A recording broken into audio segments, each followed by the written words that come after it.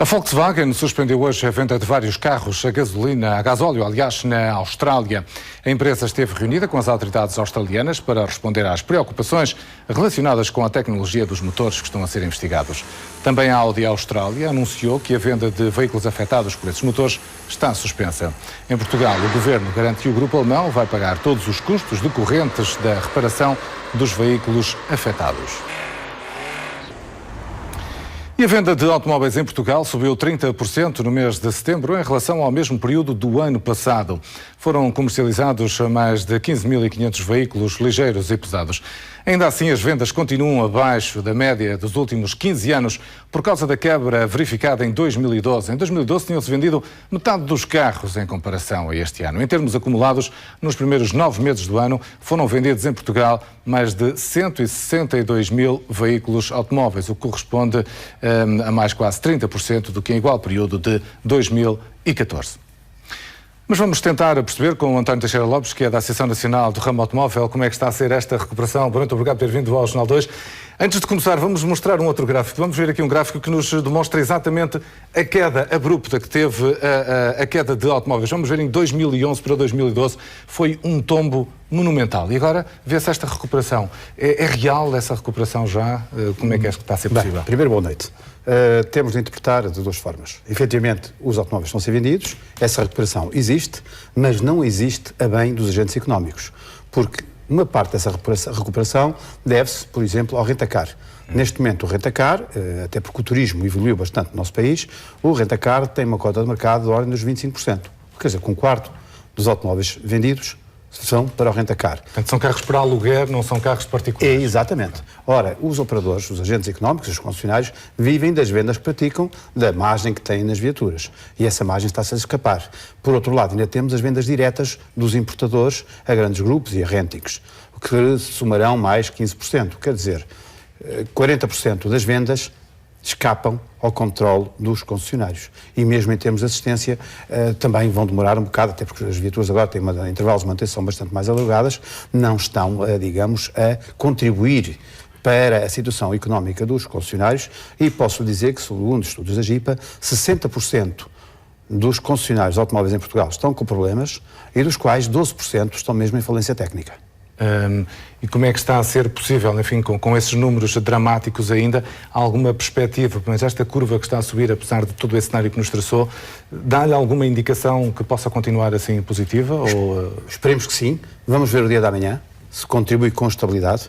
Havendo estabilidade, os portugueses com certeza que optarão por créditos na sua vida, embora antes do automóvel tenham de olhar para a família, tenham de olhar para as suas casas, e no mínimo, porque nós pensamos na ARAN, as vendas terão de subir no mínimo mais 20%, quer dizer, atingir os níveis de 2008 para os concessionários começarem a ter uma vida estável. Mesmo para manter esta atividade económica, isto tem levado a que os próprios preços tenham caído, não é? Das próprias viaturas. Há muitas campanhas agressivas que têm... Pois, há muitas campanhas agressivas. Que as marcas têm que fazer para sobreviver, ao menos, não é? Sim, mas às vezes as marcas não olham bem para os seus concessionários. E eu estou à vontade, porque estive trabalhando nas marcas e trabalhei no outro lado do retalho.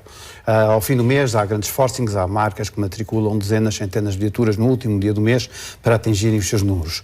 E depois alguns desses carros vão com bónus. Como há bocado referi, 60% dos concessionários têm problemas financeiros, o que quer dizer que vão trocar a mercadoria por dinheiro. Mesmo esses bónus que são dados não são aproveitados, porque o concessionário quer é pôr o carro portas fora para ir buscar o dinheiro para depois poder assumir os seus compromissos. Portanto, para já há uma dinâmica, mas é a tentativa de fazer sair carros novos. Sim, vamos ter de aguardar mais algum bocado, e que as marcas também tenham de compreender a posição dos seus concessionários. Mas olha, no momento em que isto é, pelo menos por um lado ou por outro, mas a curva vai subindo, agora vem este escândalo que envolve a Volkswagen, todo o grupo e outras marcas também. De que forma é que isto cria instabilidade neste mercado? Ainda estamos longe de saber o que é que vai acontecer. Primeiro ponto, o problema, tirando a informação de agora, que também a Austrália está a ver a questão, é um problema dos Estados Unidos. Porque muita gente fala na questão, mas o problema é um problema de NOx, não é um problema de CO2. As medições da Comunidade Europeia são em CO2 gramas por quilómetro percorrido. Nos Estados Unidos há as medições de NOx dos nitratos, de nitrogênio, óxidos de nitrogênio, que são altamente poluentes, sobretudo em termos de saúde e sobretudo em termos de vias respiratórias, nomeadamente para a asma. Por isso, é um problema... Mas se os motores americanos, os mesmos motores estiverem cá, a poluição mantém-se a mesma. É óbvio que sim. As medições são feitas, mas nós continuamos a respirá-las, não é? Por exemplo, em Portugal, as medições para o imposto, para o ISV, o imposto de matrícula, e do IUC são na base do CO2, não são na base do uso do NOx. Pronto, isso tem a ver com eventuais compensações, então, ou acerto de contas, mas é preciso resolver este problema. Exatamente, foi uma questão que foi falada por muita gente nestes últimos dias e penso eu que sem alguma razão. Em relação ao problema dos Estados Unidos, é um problema grave, porque a Volkswagen tinha conhecimento do assunto. E parece-me que tinha conhecimento do assunto, vai para 5 anos, porque já há viaturas de 2009 envolvidas e julgo que a Volkswagen terá sido avisada por quem de direito para esse problema. No final do ano passado, a EPA, por isso a Agência para Ambiente dos Estados Unidos, notificou a Volkswagen que já tinham 500 mil viaturas com problemas. Não se sabe o porquê, sabe-se que há uma grande guerra entre a venda de viaturas híbridas e elétricas nos Estados Unidos com as viaturas diesel.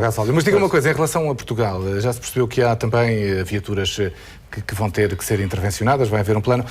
Pelo que sabe, isto é algo muito complexo, porque neste momento pode haver pessoas que nos estão a ver que tenham viaturas que possam estar envolvidas nisso e querem saber, afinal, por onde é que passa a resolução. Não é? A Volkswagen prometeu dar notícias no dia 7 de outubro, por isso faltam 5 dias. E então vai-se pronunciar. Agora, haverá, em princípio, 2 formas de resolver a questão. Uma forma simples, que será uma alteração do software, por isso não sei se trocarão as centralinas, se o carro vai ao concessionário e através da máquina de diagnóstico o software alterado, ou se terão de recorrer a um caminho mais complicado e dispendioso, que é este que eu tenho aqui para mostrar, que é a utilização da ureia. Portanto, basicamente no depósito teria que ser colocado um outro depósito à parte para ser introduzida a ureia. Isto já alguns automóveis utilizam, algum sistema.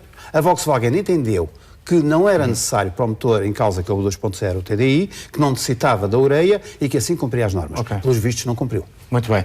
Olha, agradeço a sua explicação e o ter vindo então a falar-nos do mercado do automóvel. Boa noite. Muito obrigado. Boa noite. Obrigado.